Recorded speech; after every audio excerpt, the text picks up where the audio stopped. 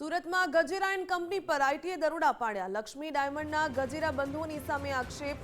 1900 કરોડના બેનામી વ્યવહારોનો આક્ષેપ લાગ્યો। આઈટી સૂત્રો અનુસાર 30 થી પણ વધુ બેંક લોકર્સ મળી આવ્યા।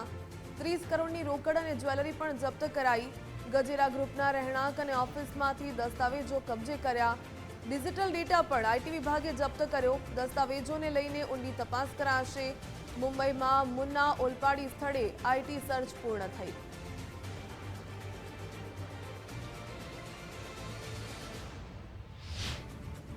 ગજેરા એન્ડ કંપનીના એજ્યુકેશન, ડાયમંડ તેમજ રિયલ એસ્ટેટની ઓફિસ સહિત રહેણાંક સ્થળો પર આઈટી વિભાગના દરોડાની કાર્યવાહી હાલ પૂર્ણ થઈ ચૂકી છે, પરંતુ આ તપાસ દરમિયાન 1900 કરોડના બેનામી વ્યવહારો મળી આવ્યા હોવાનું વિભાગના સૂત્રો જણાવી રહ્યા છે।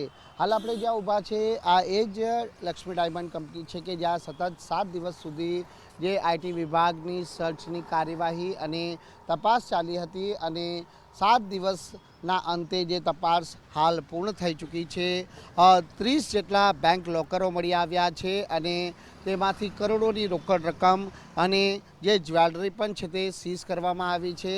આ ઉપરાંત જે અનેક ઠોકબંધ જથ્થાબંધ જે દસ્તાવેજો પણ મળી આવ્યા છે અને ડિજિટલ ડેટા પણ છે તે આઈટી વિભાગના અધિકારીઓ દ્વારા કબજે કરવામાં આવ્યા છે। જે તમામ ડેટા અને જે દસ્તાવેજોનું હવે ક્રોસ વેરિફિકેશન છે તે શરૂ કરવામાં આવશે। મહત્ત્વની વાત એ છે કે બેનામી જે વ્યવહારો મળી આવ્યા છે તેને લઈને આગામી દિવસોમાં મોટી કરચોરી બહાર આવવાની શક્યતાઓ હાલ સેવાઈ રહી છે।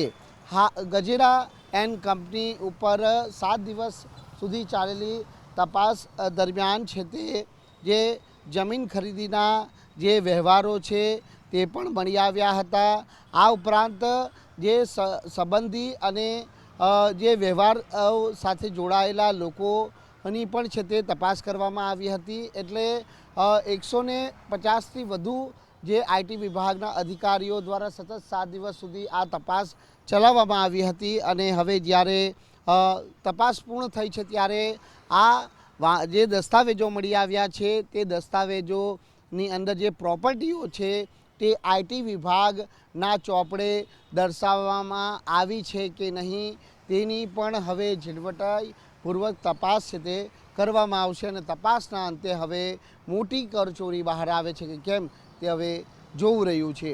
પરંતુ આ ઉપરાંત જે મુન્ના ઓલપાડીના ત્યાં પણ મુંબઈ આરટીની જે ટીમે સર્ચની કાર્યવાહી હાથ ધરી હતી તે સર્ચની કાર્યવાહી પણ હાલ પૂર્ણ થઈ ચૂકી છે। હવાલા નેટવર્ક અને જે જમીન ખરીદીના રોકડમાં વ્યવહારોને લઈને ત્યાં પણ છે તે સર્ચની કાર્યવાહી કરવામાં આવી હતી, પરંતુ હાલ ત્યાંથી વાંધાજનક દસ્તાવેજો મળી આવ્યા છે અને તેની તપાસ હવે આઈટી વિભાગ તરફથી શરૂ કરવામાં આવી છે। જોવાનું એ રહે છે કે બંને સ્થળો પરથી કરાયેલી તપાસ દરમિયાન હવે કેટલા કરોડોની મોટી કરચોરી બહાર આવે છે। કેમેરામેન દેવાંગરાણા સાથે રાકેશ બ્રહ્મભટ્ટ, ગુજરાત ફર્સ્ટ, સુરત।